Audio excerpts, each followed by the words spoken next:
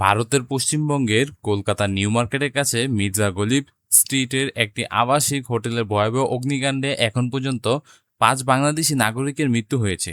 এই ঘটনায় মোট ৯ জন নিহত হয়েছেন বলে জানিয়েছে স্থানীয় কর্তৃপক্ষ।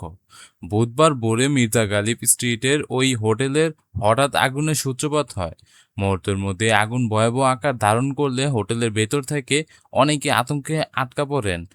পরে ফায়ার সার্ভিস ও উদ্ধারকারী দল ঘটনাস্থলে পৌঁছালে উদ্ধার কাজ শুরু করেন।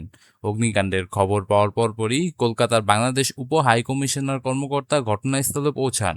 তারা স্থানীয় পুলিশ ও হাসপাতাল কর্তৃপক্ষের সঙ্গে যোগাযোগ করতে গিয়ে নিহত আহত বাংলাদেশি নাগরিকদের বিষয়ে তথ্য সংগ্রহের চেষ্টা করেন। বাংলাদেশের পররাষ্ট্র মন্ত্রণালয় জানিয়েছে, স্থানীয় পুলিশের তথ্য মতে এখন পর্যন্ত ৯ জনের মৃত্যু হয়েছে। তাদের মধ্যে ৫ জন বাংলাদেশি নাগরিক বলে পুলিশ পরিচয় নিশ্চিত করেছেন। নিহত বাংলাদেশির মধ্যে ৪ জন একই পরিবারের সদস্য বলে জানা গেছে, তবে তাদের পূর্ণ পরিচয় এখনও প্রকাশ হয়নি। এ ঘটনায় আরও ৬ জন বাংলাদেশি নাগরিক আহত রয়েছেন। প্রাথমিক চিকিৎসা দেওয়ার পরে তাদের হাসপাতাল থেকে ছেড়ে দেওয়া হয়েছে বলে জানিয়েছে বাংলাদেশ উপ হাইকমিশনার।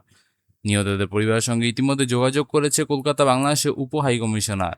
মরদেহ শনাক্তকরণ, প্রয়োজনীয় আইনি প্রক্রিয়া এবং পরিবারের সদস্যদের সহযোগিতার বিষয়ে ভারতীয় কর্তৃপক্ষের সঙ্গে সমন্বয় করা হয়েছে। বন্ধুরা, এই বিষয় নিয়ে আপনাদের মন্তব্য কি অবশ্যই তা জানাতে পারেন। নিহতের পরিবারের সঙ্গে ইতিমধ্যে যোগাযোগ করেছে।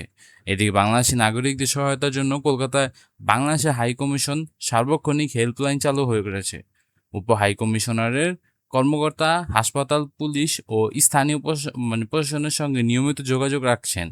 পররাষ্ট্র মন্ত্রণালয় জানিয়েছে, পুরো পরিস্থিতি নিবিড়ভাবে পর্যবেক্ষণ করা হচ্ছে এবং বাংলাদেশি নাগরিকদের বিষয়ে প্রয়োজনীয় সব ধরনের সহযোগিতা নিশ্চিত করতে ভারতীয় কর্তৃপক্ষের সঙ্গে ঘনিষ্ঠ যোগাযোগ অব্যাহত রয়েছে। কলকাতা ব্যস্ত নিউ মার্কেট এলাকায় এমন ভয়াবহ অগ্নিকাণ্ডে একসঙ্গে এত মানুষের প্রাণহানির ঘটনায় এলাকায় শোকের ছায়া নেমে এসেছে। নিহত বাংলাদেশিদের দেশে ফিরিয়ে আনা এবং তাদের পরিবারের পাশে দাঁড়াতে প্রয়োজনীয় ব্যবস্থা নেওয়ার প্রক্রিয়া চলছে। এই ছিল ভিডিওটি। দেখা হবে নতুন কোনো টপিকে, নতুন কোনো ভিডিওতে। সে পর্যন্ত ভালো থাকবেন। Take care. আল্লাহ হাফেজ।